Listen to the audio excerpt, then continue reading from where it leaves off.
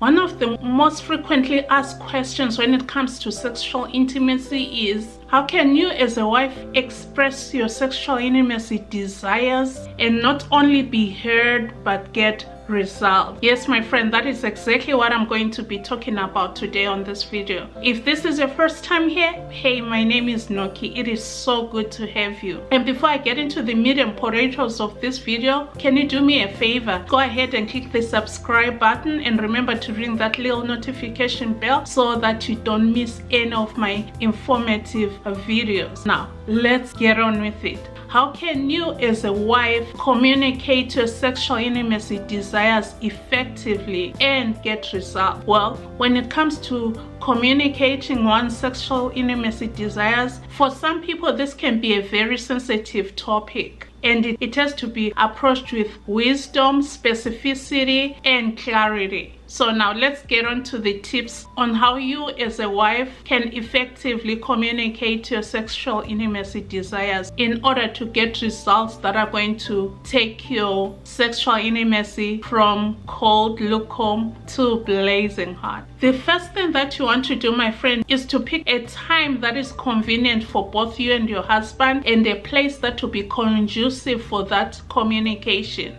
For this to work, you cannot have the discussion inside your bedroom just before you go to bed. You have to pick a time, you have to pick a place where both of you are not only going to be safe but relaxed and definitely have some privacy, because you know this can be a very sensitive issue. So it is very important to choose the right place and the right time to discuss sexual intimacy issues. You and your spouse need to be comfortable and, like I've said, have some privacy in discussing this topic. And the time cannot be, I can't stress this enough, the time cannot be just before you get into bed. This discussion has to be totally independent of your bedroom or close to your intimate moments. You can't do that. That will cause problems. You cannot have this kind of discussion when you or your spouse is feeling under pressure. So you have to eliminate all of these negatives that may hinder your progress in discussing this topic. Okay, moving on to the second point that I want to share with you when it comes to effectively communicating your sexual intimacy desires in order to get results. Use clear and direct communication. Yes, this is very important. Clearly communicate what you want and desire. Express why that is important to you, why you want to try it, without any vagueness. You have to be very clear and try by all means to use I statements to express your feelings. For example, you can say, I would really like us to try dash dash dash dash, whatever it is. Mention whatever it is that you desire to try specifically, okay? And make sure that you state why that is important to you. You cannot be vague in this communication. Be very clear, explain exactly what it is that you need so that your spouse will understand. Allow him to ask questions to clarify whatever it is that you desire to try as a couple. Some of this can be fantasies. Tell him what fantasy you have. You'll never know, he may be willing to try whatever it is that you want to try. Okay, another tip that is going to help you is to express positivity and your appreciation. By that I mean mention the good things that he does. Approach the topic with positivity without being judgmental. State exactly what you appreciate about your sexual intimacy. Mention those things that he does well. Express to him how it feels when he does whatever it is that you enjoy him doing to you. This way you are eliminating all possibilities of your spouse being defensive, which, should that happen, you are not going to get anywhere with your conversation. So make sure that you start by expressing something positive and appreciate him. Everybody loves to be appreciated. The same goes for men, especially married men. You have to appreciate those things that he does well during your sexual intimate moments. Not only is that going to be good for the conversation, but it's also going to stroke his ego. The next point that is going to help you communicate your sexual intimacy desires to get results is to communicate openly and to listen attentively. By that I mean you're going to be open about your feelings. Share how you feel, like I've mentioned already. Be clear about your desires. And you are not the only one who's going to be doing all the talking. Give him a chance to also share his desires and to say what he thinks about your desires. And when your spouse is speaking, avoid the temptation. I know with women this is very common. Avoid the temptation of interrupting him. Do not interrupt him. Listen actively. Be an active listener without interrupting him. Let him share his desires as well. Listen to everything that he is sharing without being judgmental, because you've also given him the opportunity to listen to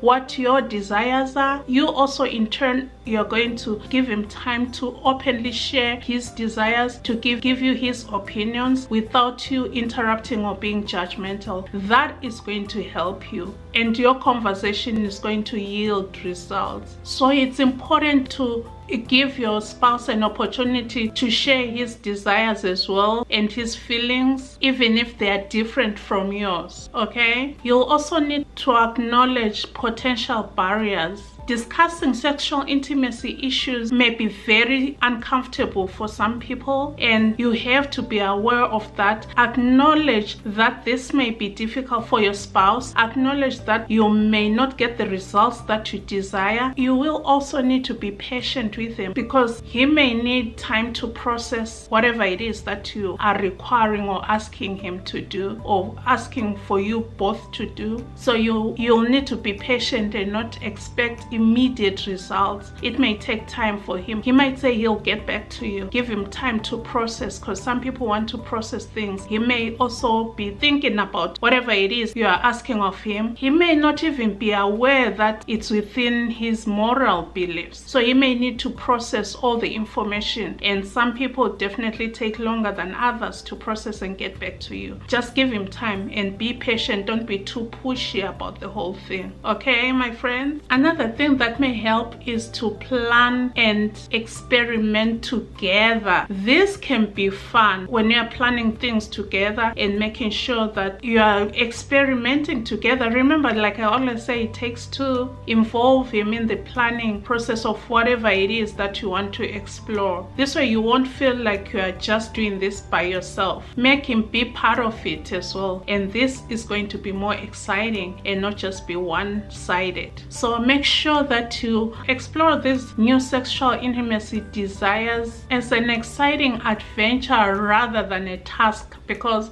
nobody likes a task. Don't approach it as a duty. That will not be exciting at all, and it will be a big turn off for both you and him. Okay, my friend? And another thing that is going to help as you are exploring is to start small. Don't just be adding too many things in whatever it is you are trying. Just start small. Add this and that here and there. Whether it's trying a particular position, don't try a new position and also try something new in your foreplay all at once. It can be overwhelming for both of you. So start small and just keep on adding new desires, and in no time you'll realize that you have revamped your whole sexual intimacy experience. And who doesn't want that? One thing I know for sure, most people who get tired of having sex with their spouse is because it's too monotonous. It's just too boring. It's the same thing over and over again, which is another reason why I wrote my book, Spice It Up. In that book, I go through different styles,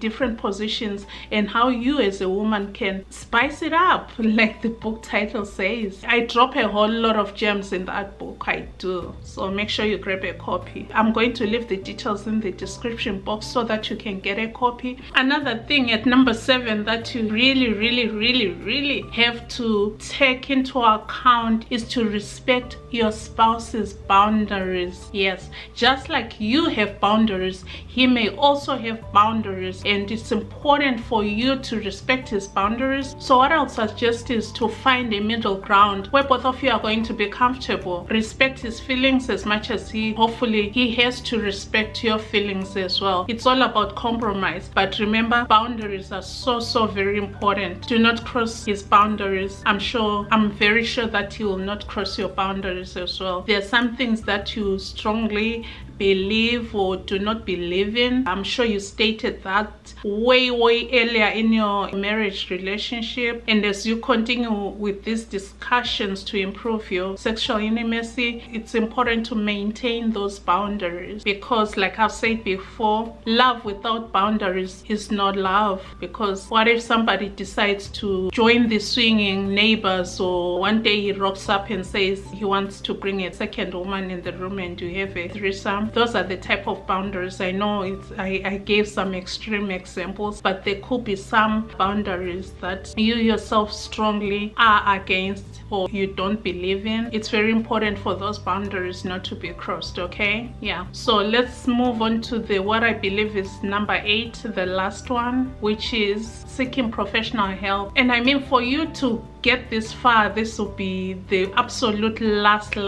resort. If you cannot communicate your feelings, you may have to involve a third person, a professional person. This can be a sex therapist, it can be a marriage counselor, it can be somebody that both of you are comfortable with. And I really recommend and prefer that this person be a professional who has experience with marriage counseling or sexual intimacy issues. With that being said, my friend, did you know that I now offer one-on-one relationship intimacy coaching? Yes, I am. If you book anytime soon, I have an introductory rate which is really pretty low, because what I share with you on a one-on-one session is going to transform your marriage. It's going to spice up your intimacy. So whether you are facing sexual intimacy challenges, or you just want to spice it up, or even better yet, you are getting ready to tie the knot, girl, I'm here for you. I want you to be the hottest, spiciest chick. Make sure you click the link in the description box to book a session with me. It is an hour-long session and 90 minutes for people who are getting ready for marriage.